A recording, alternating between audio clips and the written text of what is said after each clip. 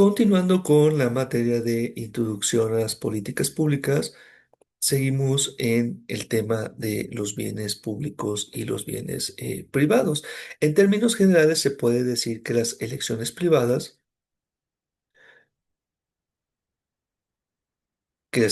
públicas, perdón, sí implican decisiones acerca de bienes públicos o privados. Por ejemplo, en algunos países la política de salud pertenece a un ámbito público y proporciona atención médica a todos los ciudadanos. En otros países predomina la consulta privada y los seguros personales de gastos médicos. En algunos países, el transporte público está considerado, está considerablemente subsidiario, y en otros, el transporte público es casi inexistente o implica un alto costo para los usuarios. Así, la dicotomía bien público y bien privado es útil hasta cierto límite para responder a la pregunta sobre la definición del sector público. No obstante, la propia definición de bien público ha sido eh, tema de controversia entre los economistas. Por ejemplo, eh, Buchanan cuestionó la pureza de los bienes públicos según la concepción de Samuelson eh,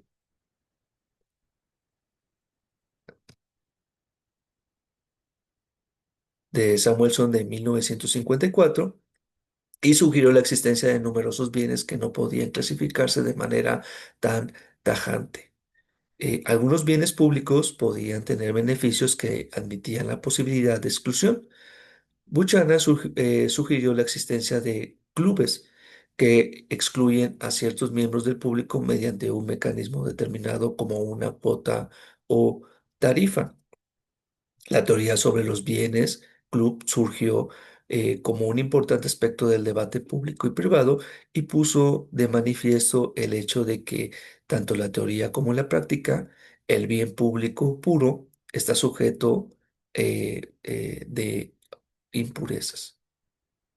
¿De acuerdo?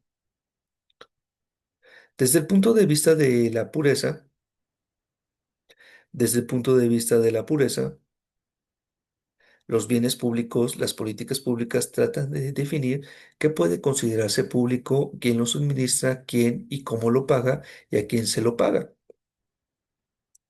Esto no significa que al admitir que determinado servicio público, su suministro depende del Estado ni deba estar abierto a todas las personas. Por ejemplo, el régimen socialista chino, los camaradas pagan por diversos servicios de salud y educación. Es posible que un buen público sea suministrado desde el sector, que un bien público sea suministrado desde el sector privado y que su consumo tenga un costo o cuota de uso. Por citar otro ejemplo, el ejército puede solicitar un tanque, pero su manufactura depende de una empresa privada. Además de un bien público, podría cumplir con el tipo de criterios establecidos en una política pública, beneficios que solo pueden distribuirse entre determinados grupos eh, o tipos de personas. Los llamados bienes preferentes excluyen a ciertos sectores del público que no cumplen con determinadas características o no están en determinada situación. En otras palabras, los sectores públicos y privados, analizados desde la perspectiva de la teoría de los bienes, revelan como parte que se intersectan e interactúan y no como categorías claramente definidas. El sector público es una combinación de lo público y lo privado y los bienes públicos que se relacionan mediante una cuota o un criterio preferencial. ¿Qué determina la combinación de bienes públicos y privados?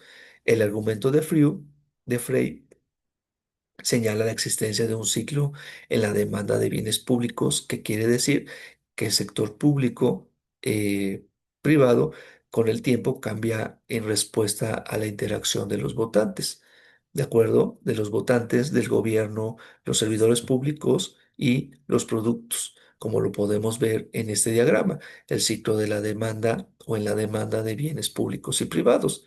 Una oferta de bien, una nueva mezcla de bienes, hay un aumento del equilibrio. Cuando hay una insatisfacción con la oferta actual de bienes, hay una articulación de la demanda de una nueva distribución y hay una reacción a la demanda, que el gobierno reacciona a estas demandas.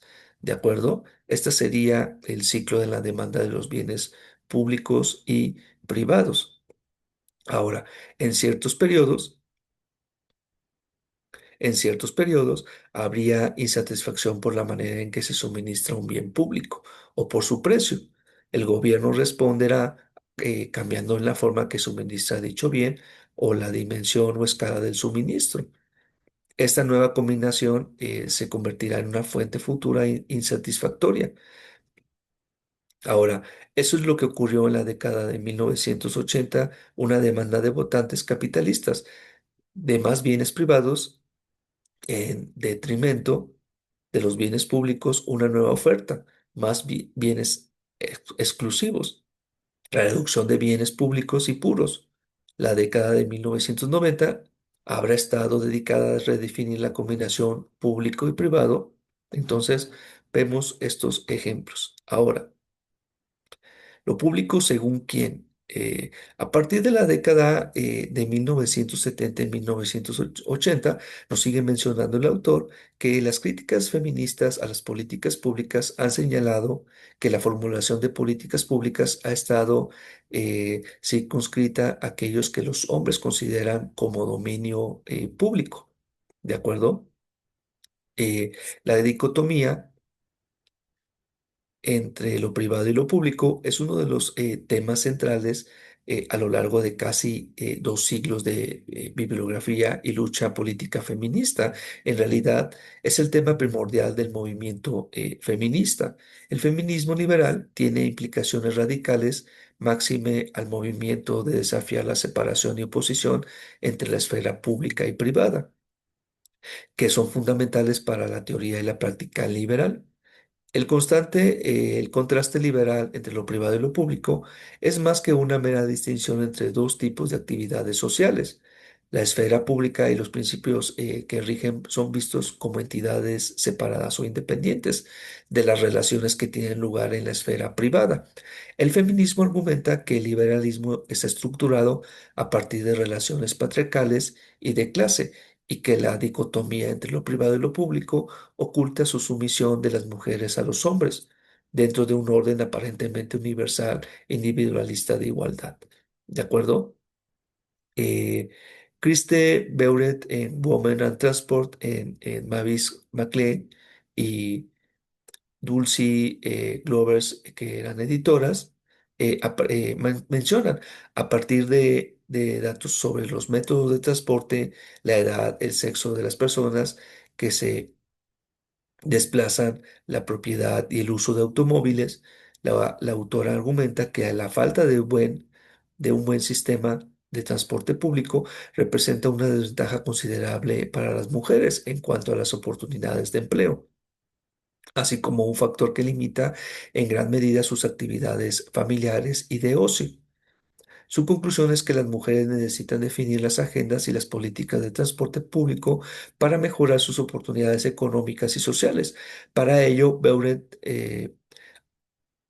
aboga por diversas políticas, entre las que destacan las siguientes: políticas para mejorar seguridad de transporte público, mejor acceso a la propiedad de automóviles, esquemas de transportes públicos que abaraten el servicio y lo adopten a las necesidades de las mujeres, y más estrategias radicales para reducir la necesidad de que las mujeres se desplacen.